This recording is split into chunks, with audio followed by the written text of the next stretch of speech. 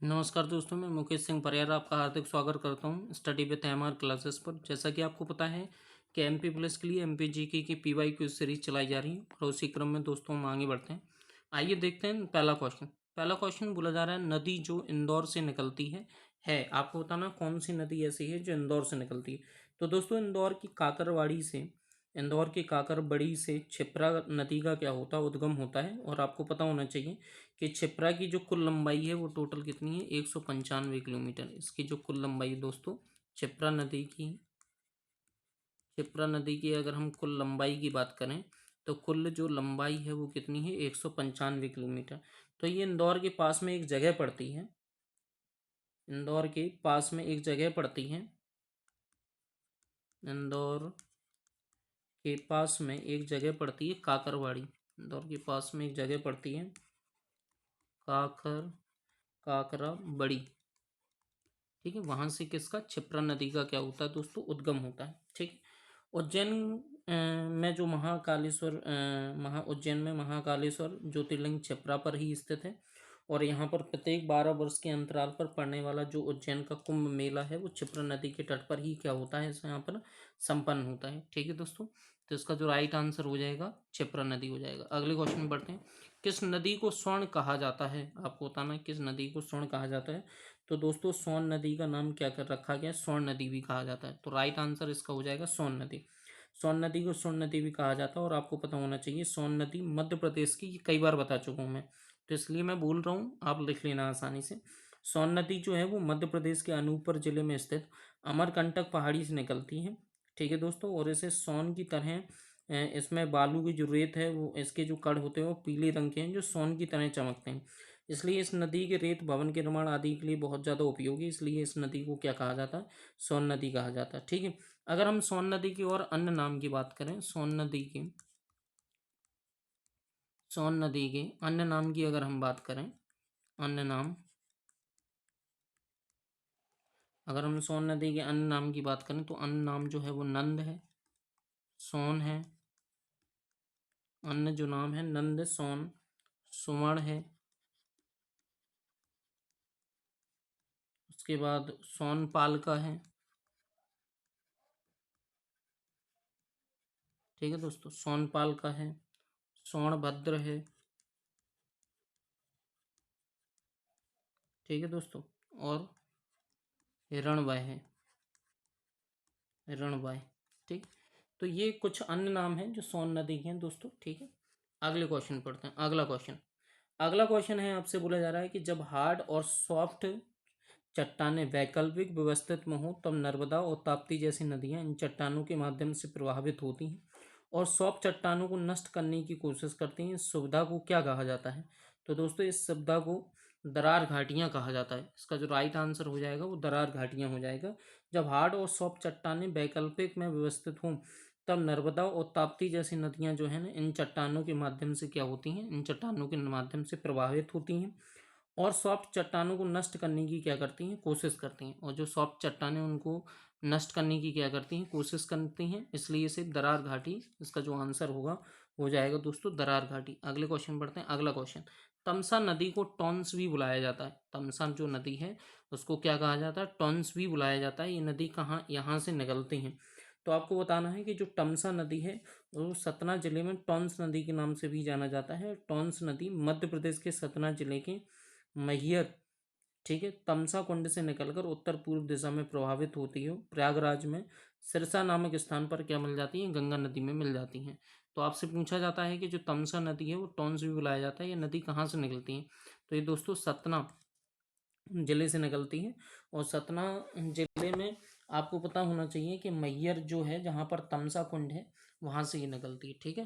तो इसका जो राइट आंसर हो जाएगा वो कौन सा हो जाएगा दोस्तों, एक मिनट, इसका जो राइट आंसर, एक मिनट बोर्ड चलना बंद हो गया, हाँ, इसका जो राइट आंसर हो जाएगा दोस्तों वो सतना जिला हो जाएगा। और सतना में एक तहसील पड़ती है मैहर, वहीं से मैहर तहसील पड़ती है, वहीं से आप ये मान के चलें इस नदी का क्या होता है, उद्गम होता है। ठीक है।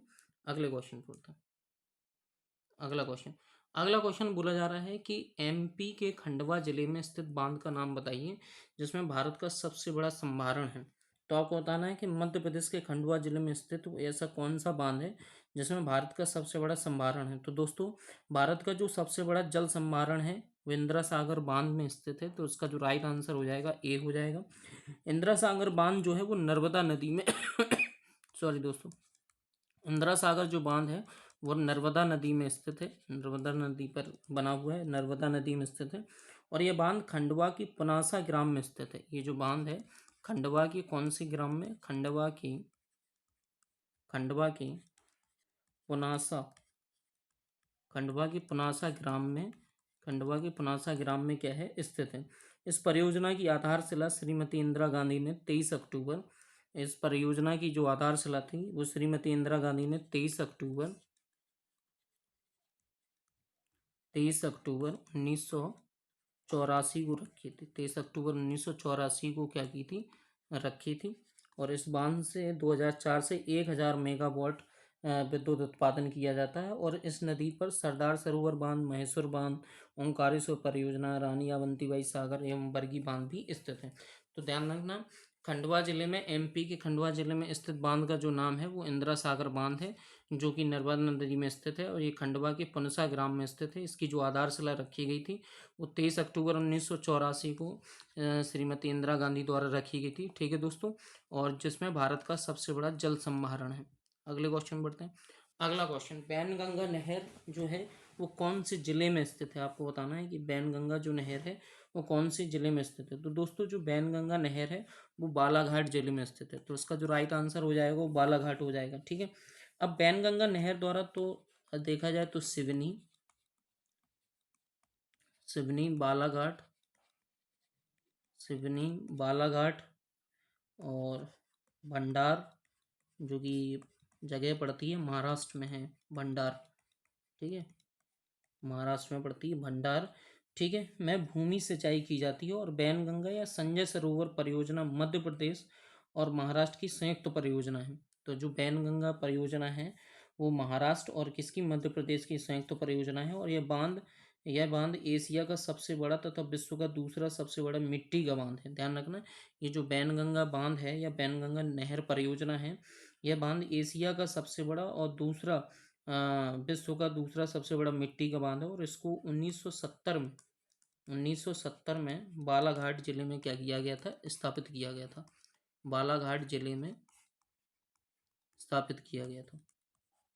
ठीक है, और मिट्टी का ये एशिया का सबसे बड़ा और विश्व का दूसरा सबसे बड़ा मिट्टी का सबसे बड़ा बांध है। ठीक है, बैनगंगा नहर परियोजना। अगले क्वेश्चन पढ़ते हैं। अगला क्वेश्चन आपसे बोला जाता है, बांध जो कि तंदुला नदी पर है उसमें शामिल है। आपको बताना है कि बांध जो कि तंदुला नदी पर है उसमें शामिल है। तो आपको बताना है, बांध जो तंदुला नदी पर है उसमें तंदुला और सुखा शामिल है। उसमें तंदुला और कौन शामिल है, सुखा शामिल है। तो इसका जो राइट आंसर हो जाएगा बी वाला हो जाएगा। ठीक है दोस्तों, तंदुला बांध जो है छत्तीसगढ़ राज्य में, तंदुला बांध, तंदुला जो बांध है, तंदुला बांध कहाँ पर है दोस्तों, छत्तीसगढ़ राज्य में है। तंदुला बांध छत्तीसगढ़ राज्य में तंदुला नदी पर स्थित, छत्तीसगढ़ राज्य में कौन से नदी पर स्थित है, तंदुला नदी पर स्थित है, तंदुला नदी पर स्थित है।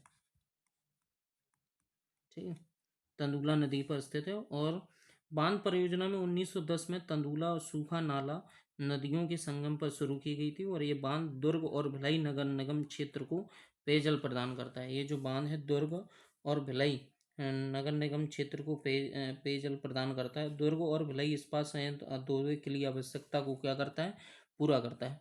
तंदुला नदी शिवनाथ नदी में मिलती है। तंदुला जो नदी है कहाँ पर जाकर मिलती है, शिवनाथ नदी में, छत्तीसगढ़ में। तंदुला नदी शिवनाथ नदी में जाकर मिलती है, शिवनाथ नदी में जाकर मिलती है, शिवनाथ नदी में जाकर मिलती है। ठीक है, छत्तीसगढ़ में। अगले क्वेश्चन पढ़ते हैं। अगला क्वेश्चन, नर्मदा, ताप्ती और माही नदियां पश्चिम की ओर बहती हैं, बहते हुए कहाँ पर जाकर मिल जाती हैं। तो आपको बताना है कि जो कि मैंने आपको बताया था, नर्मदा नदी हो गई, ताप्ती नदी हो गई और माही नदियाँ, ये नदियाँ भारत में ऐसी 3 नदियाँ हैं जो कहीं ना कहीं उत्तर, सॉरी विपरीत बहती हैं और ये पश्चिम की ओर बहती हैं। तो नर्मदा, ताप्ती और माही नदियाँ एक तरीके से उल्टी बहती हैं। ऐसी नदियाँ हैं जो विपरीत बहती हैं और ये पश्चिम की ओर बहती हैं। तो पश्चिम की ओर बहते हुए ये कहाँ पर जाकर मिल जाती हैं? अरब सागर में, हिंद महासागर में, बंगाल की खाड़ी में, और इनमें से कोई नहीं। बंगाल की खाड़ी में तो नहीं मिलेंगी क्योंकि बंगाल की खाड़ी आपकी पड़ती है पूरब साइड, हिंद महासागर पड़ता है दक्षिण साइड। ठीक है, तो आपको बताना है कौन से सागर में जाके, तो अरब सागर में बनती हैं क्योंकि अरब सागर में मिलती हैं, क्योंकि अरब सागर पश्चिम साइड स्थित है। तो नर्मदा, ताप्ती और माही नदियाँ पश्चिम की ओर बहती हुई अरब सागर में मिलती हैं। नर्मदा आपको पता ही है कि मैकाल पर्वत की श्रेणी के समीप अमरकंटक की पहाड़ी से निकलती है, और यह दक्षिण में सतपुड़ा और उत्तर में विंध्याचल पर्वत श्रेणी और मध्य में भ्रंश घाटी में प्रभावित होती है। गुजरात के स्थित भड़ौच के समीप खंबात की खाड़ी मतलब अरब सागर में जाकर क्या हो जाती है, मिल जाती है। तो इसका जो राइट आंसर हो जाएगा अरब सागर हो जाएगा। ठीक है दोस्तों, अगले क्वेश्चन बढ़ते हैं। अगला क्वेश्चन, ताप्ती नदी का उद्गम कौन से जिले में है? आपको पहले ही आंसर दे रखा है बैतूल जिले में। तो इसका जो राइट आंसर हो जाएगा बैतूल। ताप्ती जो नदी है, ताप्ती जो नदी है वो बैतूल से स्थित सतपुड़ा की पर्वत के अंतर्गत मुल्ताई से निकलती है। अगर हम ताप्ती नदी की बात करें, ताप्ती नदी बैतूल जिले में स्थित, बैतूल जिले में स्थित सतपुड़ा पर्वत श्रेणी, ताप्ती नदी की पहले पहले वाले क्वेश्चन पर भी बात की गई। सतपुड़ा पर्वत श्रेणी के अंतर्गत एक जगह पड़ती मुल्ताई, मुल्ताई से निकलती है। और ये नदी भी क्या विपरीत बहती है पश्चिम की तरफ। ठीक है, और मुल्ताई से निकलती है और भ्रंश घाटी में नर्मदा नदी के समानांतर समांतर पूर्व से पश्चिम दिशा में प्रभावित होती है। पूर्व से पश्चिम ऐसे पूर्व से पश्चिम दिशा में प्रभावित होती है और खम्बात खाड़ी के अरब सागर में जाकर क्या हो जाती है, मिल जाती है। यह नदी मध्य प्रदेश और महाराष्ट्र के बीच प्राकृतिक सीमा का निर्धारण करती है। यह जो नदी है ताप्ती नदी, ताप्ती नदी मध्य प्रदेश, मध्य प्रदेश और महाराष्ट्र की सीमा का क्या करती है, प्राकृतिक सीमा का निर्धारण करती है। ठीक है दोस्तों, अगले क्वेश्चन बढ़ते हैं। अगला क्वेश्चन, अगला क्वेश्चन आपसे बोला जा रहा है कि बारना स्थित है। आपको बताना है कि जो बारना है वो कहाँ पर स्थित है। तो दोस्तों बारना एक बांध का नाम है। पहली बात तो आप ये जान लें कि बारना है क्या है। तो बारना एक बांध का नाम है, एक ये बांध है। तो आपको बताना कौन से जिले में स्थित है। तो बारना जो बांध है वो रायसेन जिले में स्थित है। कौन से जिले में स्थित है, रायसेन जिले में। और दोस्तों ये जो बारना बांध है रायसेन जिले में स्थित है। बारना बांध विश्व बैंक की सहायता से बारना नदी पर निर्मित एक सबसे बड़ी परियोजना है। ठीक है, तो बारना जो बांध है, बारना बांध विश्व बैंक की सहायता से, विश्व बैंक की सहायता से कौन सी नदी पर है, तो बारना नदी पर, बारना नदी पर निर्मित बड़ी परियोजना है, बड़ी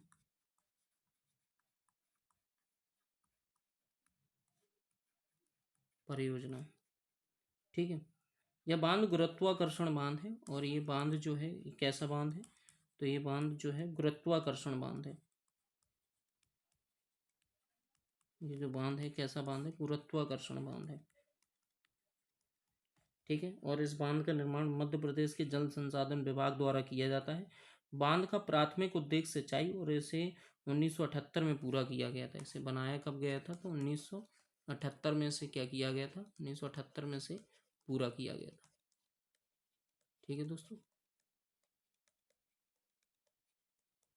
अगले क्वेश्चन पढ़ते हैं। अगला क्वेश्चन, अगला क्वेश्चन, NIA का पूरा नाम क्या है। आपको बताना है कि NIA का जो पूरा नाम है वो क्या है। NIA का पूरा नाम आपको बताना क्या है।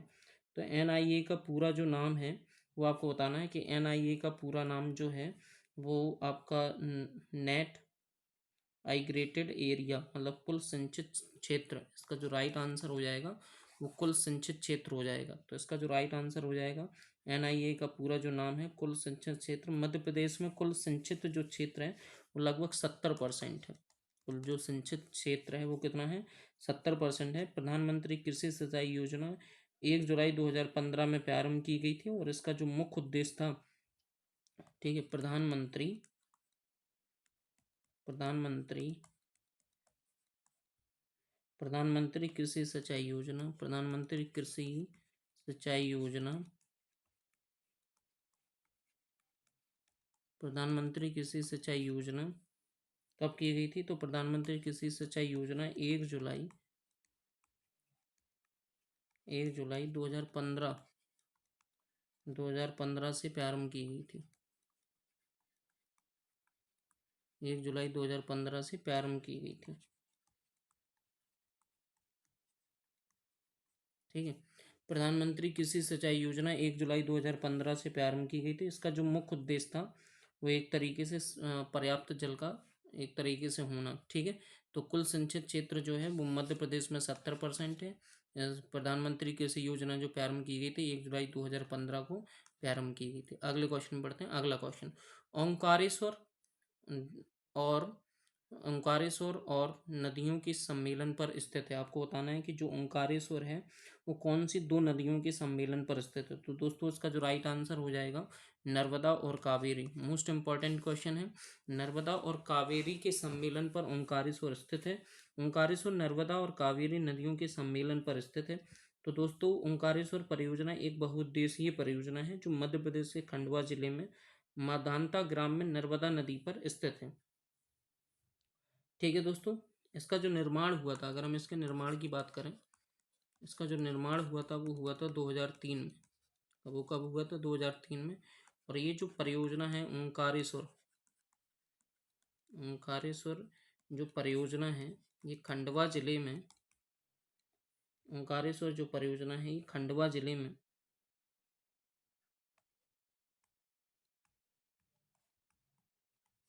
ओंकारेश्वर जो परियोजना है खंडवा जिले में खंडवा जिले में माधांता ग्राम पर, खंडवा जिले में माधांता ग्राम में नर्मदा नदी पर स्थित है।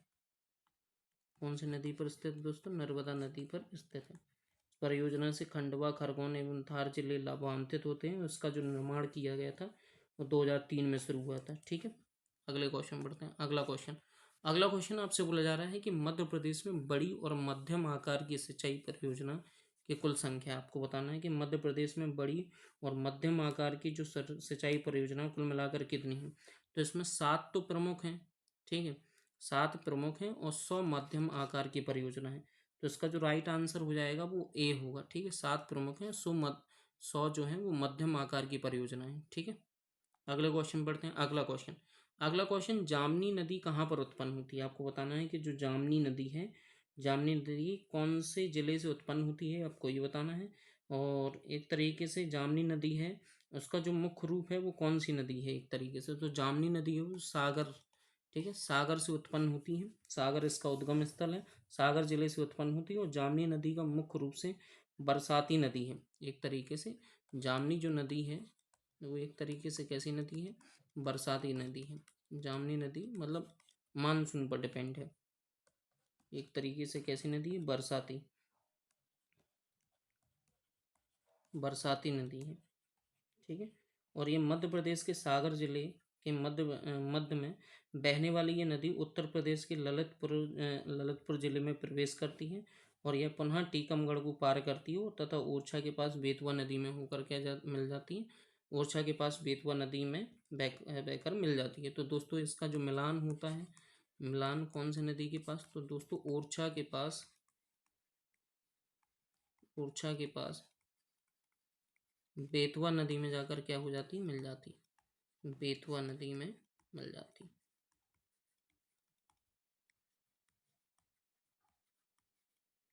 मिलती। ठीक है, अगले क्वेश्चन बढ़ते हैं। अगला क्वेश्चन, एक गहरा चैनल जिसके माध्यम से नर्मदा और ताप्ती समुद्र में मिलती हैं वो कहा जाता है। आपको बताना है कि एक जो गहरा चैनल है जिसके माध्यम से नर्मदा और ताप्ती मिलती हैं उसे क्या कहा जाता है। तो दोस्तों डेल्टा का निर्माण तो ये वैसे भी नहीं करती हैं, ठीक है। और फ्लड प्लान तो है ही नहीं, ये भी नहीं राइट होगा। सेतु का निर्माण भी नहीं करती हैं। तो ये मुहाना मतलब इसे एस्चुरी बोलते हैं, एस्चुरी बोलते हैं, ये मुहाना बनाती हैं। ठीक है। तो एक गहरा चैनल जिसके माध्यम से नर्मदा और ताप्ती नदी समुद्र में मिलती हैं उसे मुहाना कहा जाता है। ठीक है, क्या कहा जाता है? मुहाना। ठीक है। और नर्मदा और ताप्ती के बारे में थोड़ी देर पहले अपन ने बहुत अच्छे से बात की, तो इसका जो राइट आंसर हो जाएगा वो मोहाना होगा। अगले क्वेश्चन, मध्य प्रदेश की दूसरी सबसे लंबी नदी कौन सी है? तो आपको बताना है कि मध्य प्रदेश की दूसरी सबसे लंबी नदी। पहली बात तो हम ये जान लेते हैं कि मध्य प्रदेश की सबसे बड़ी नदी या सबसे पहली लंबी नदी कौन सी है। तो पहली जो सबसे लंबी नदी है उसका राइट आंसर हो जाएगा नर्मदा।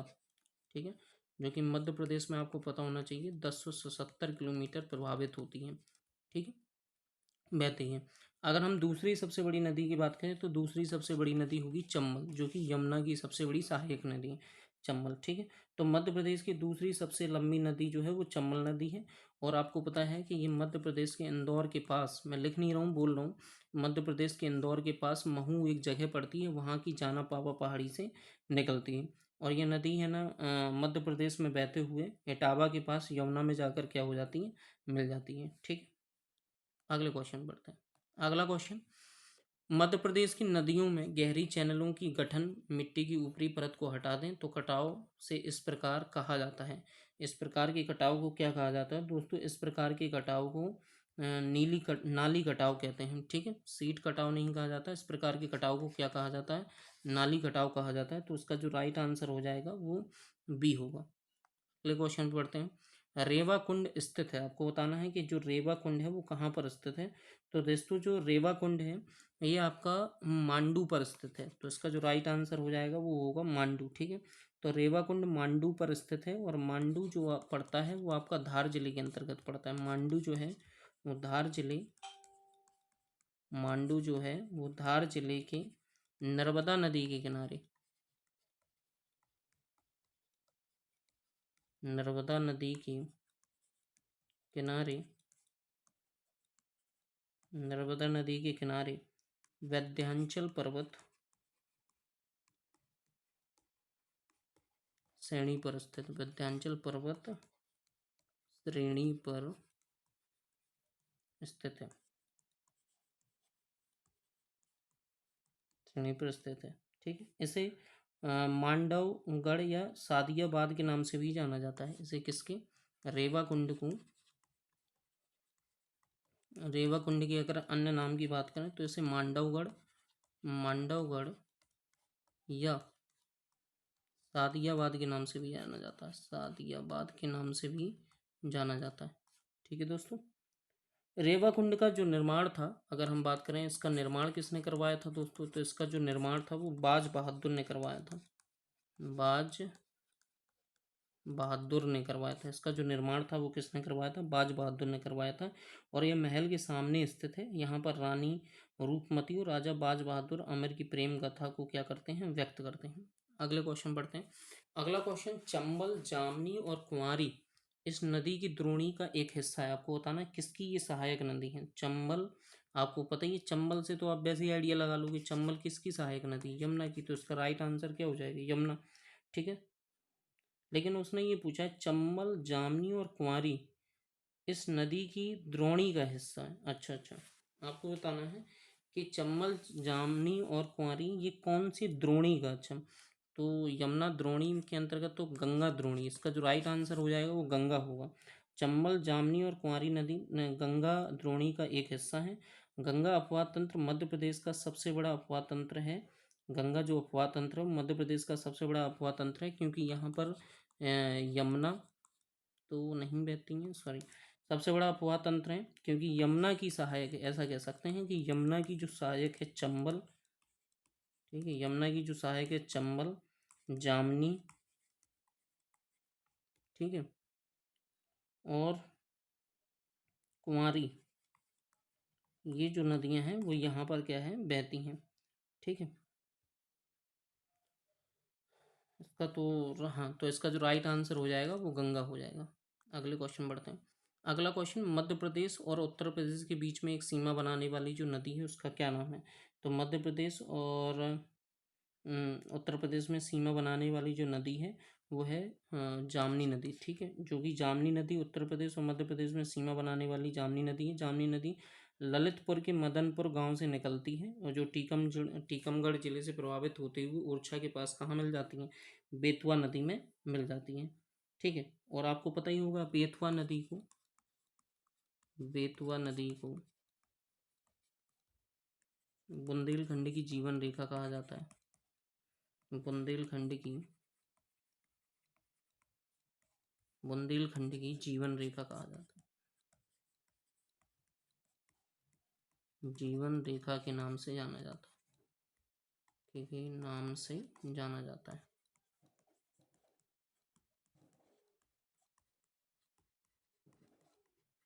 ठीक है, बुंदेलखंड की जीवन रेखा के नाम से जाना जाता है। ठीक है, ध्यान रखना।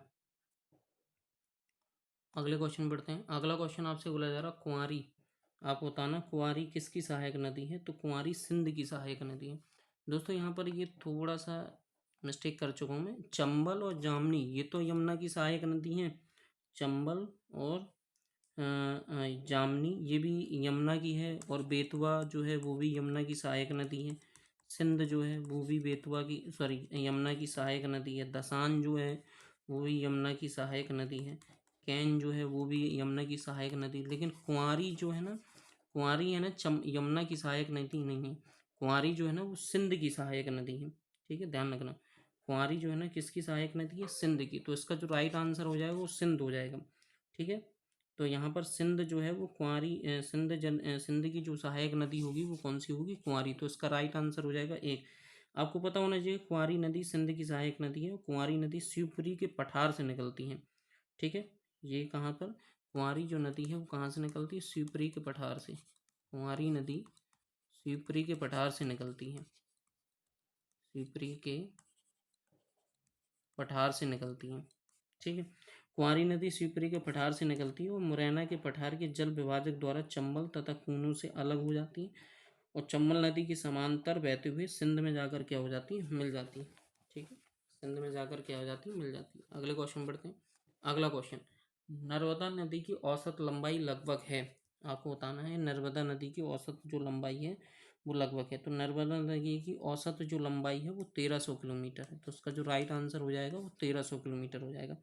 ठीक है दोस्तों, और यह नदी मध्य प्रदेश में, ये भी पूछा गया है कि ये कितने जिलों से होकर बहती है? तो मध्य प्रदेश में 15 जिलों से होकर बहती है।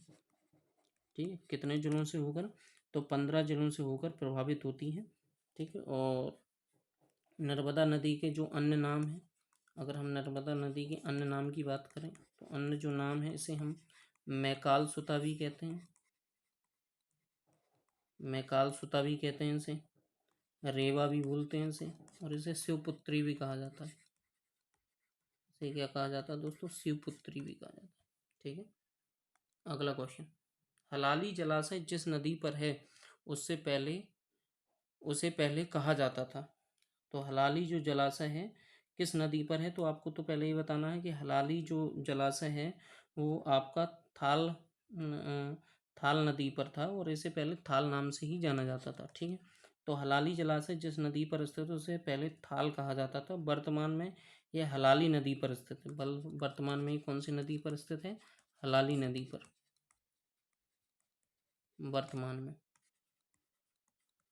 वर्तमान में ये कौन सी नदी पर स्थित है? तो हलाली नदी पर स्थित है और ये मध्य प्रदेश के विदिशा जिले में है। और यह परियोजना 1973 में रायसेन में शुरू की गई थी। रायसेन से शुरू की गई थी। 1973 में रायसेन से शुरू हुई थी। रायसेन से शुरू हुई थी।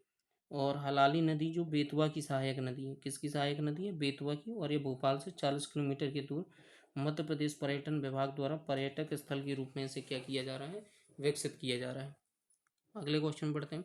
नर्मदा नदी पर सबसे बड़ा बांध बना है। आपको बताना है नर्मदा नदी पर सबसे बड़ा जो बांध बना है वो सरदार सरोवर बांध है। कौन सा है? सरदार सरोवर बांध। ठीक है दोस्तों, नर्मदा नदी पर सबसे बड़ा जो बांध है वो सरदार सरोवर बांध है।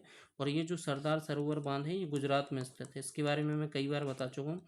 गुजरात में स्थित है और गुजरात में नौगांव के पास, गुजरात में एक जगह पड़ती है नौगांव, नौगांव के पास नर्मदा नदी पर बना है। नौगाम के पास नर्मदा नदी पर बना है। ठीक है।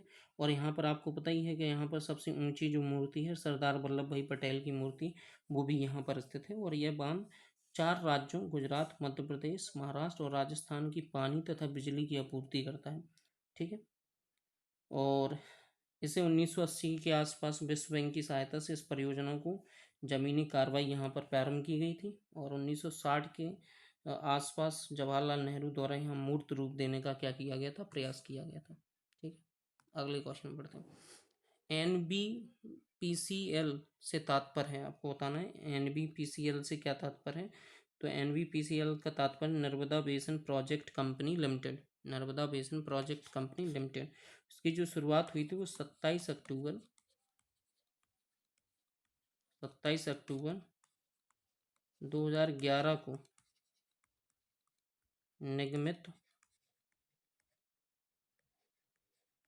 निगमित एक सार्वजनिक उपक्रम है, एक सार्वजनिक उपक्रम है। ठीक है। इसे राज्य सरकार की कंपनी के रूप में वर्गीकृत किया गया है। यह रजिस्टर्ड ऑफ कंपनी ग्वालियर में पंजीकृत है। यह जो रजिस्टर्ड ऑफ कंपनी है कहाँ पर, ग्वालियर में पंजीकृत है। अगले क्वेश्चन पढ़ते हैं। सरदार सरोवर बांध किस राज्य में स्थित है, इसके बारे में अभी अपन ने चर्चा की। गुजरात में स्थित है। तो इसका राइट आंसर हो जाएगा बी। अगले क्वेश्चन पढ़ते हैं। अगला क्वेश्चन जो है बेमेल युग्म की पहचान करें। तो आपको बताना है कि इनमें से कौन सा युग्म सही नहीं है। ठीक है। तो अगर हम देखें तो इसका जो राइट आंसर होगा वो रीवा गोविंदगढ़ बिल्कुल सही है, हलाली रायसेन बिल्कुल सही है, सरदार सरोवर गुजरात सही है। पगारा जो है ये गलत है। पगारा जो डैम है वो भोपाल में नहीं है। पगारा जो डैम है वो है आपका ये पगारा जो डैम पड़ता है वो मुरैना ज़िले में स्थित है, ग्वालियर के पास मुरैना ज़िले में स्थित है। कौन से ज़िले में स्थित है, मुरैना ज़िले में। ठीक है। ग्वालियर और मुरैना की ये संयुक्त परियोजना है जिसे 1927 में निर्मित किया गया था। कब, 1927 में। ठीक है। अगले क्वेश्चन बढ़ते हैं। अगला क्वेश्चन, बरगी परियोजना स्थित है, आपको बताना है बरगी जो परियोजना कौन सी नदी पर स्थित है। तो बरगी जो परियोजना है नर्मदा नदी पर, इस पर हम कई बार बात कर चुके हैं। बरगी परियोजना पर नर्मदा नदी पर स्थित है। इस परियोजना को ही रानी अवंतीबाई सागर के नाम से जाना जाता है। इसे रानी अवंतीबाई